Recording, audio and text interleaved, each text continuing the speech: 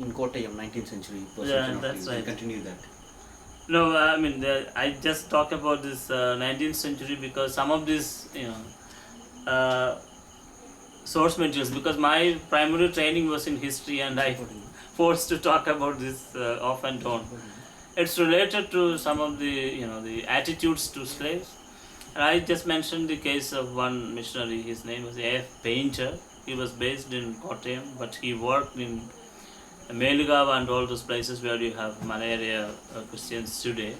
And he talks about quite a few incidents after the abolition of slavery in 1855, when he actually intervenes in the field when he saw a Pulea bleeding, because he was walking, he was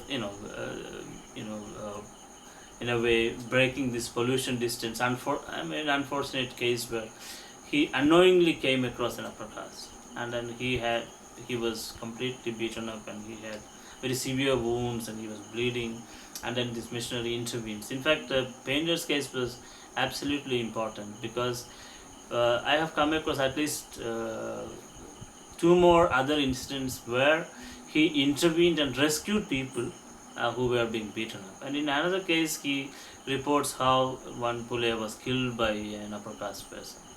So all this happened in the 1860s, early 60s, 65, late 60s, and so on. So this was something quite unimaginable if you want to talk like that way.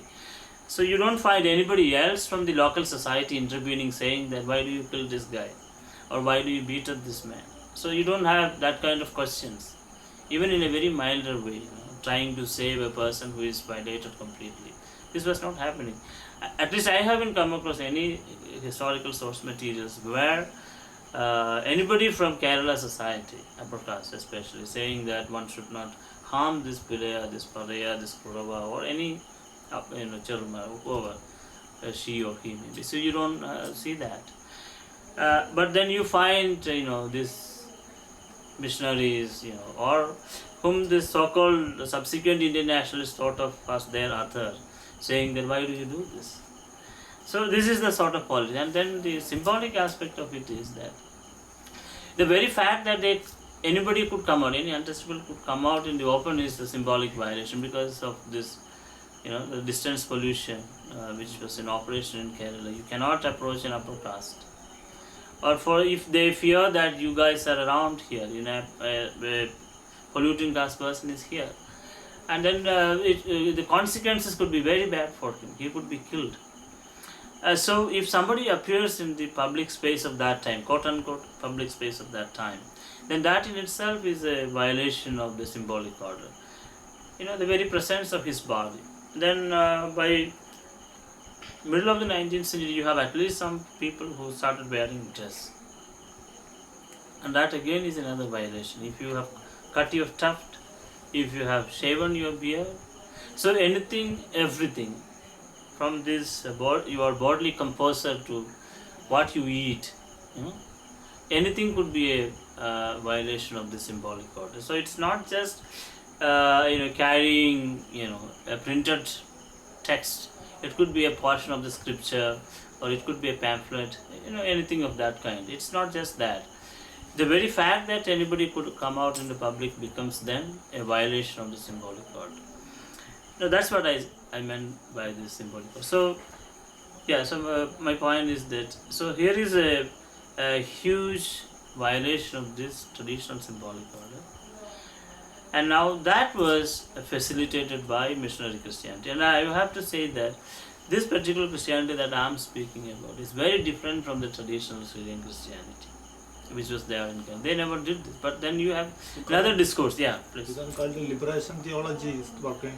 No, that's a very late. They are using some kind of Bible word or their own political experience, personal experience. So justice. I fully agree with, but the chronology completely mixes up, because the liberation theology happens only in the 80s, So that's when you have had, even if you look at the writings of Father Kappen and others. So that became available to a reading public in Kerala only in the 80s. And even the Latin American context liberation theology is, phenomenon of the 80s, but not of the 19th century. So what I'm saying is that the other thing what I have been referring to is completely missionary. You can ask me to stop. It's a very different enterprise altogether. But then what one could say is that they have been appropriating the language of Christianity. So which enabled these internal deliberations. That is very different. And then I'm not stating this without forgetting the fact that there was some kind of power structure built into this within Kerala. I'm not referring to the traditional Christianity. They never did that. But this is a different enterprise which these missionaries had.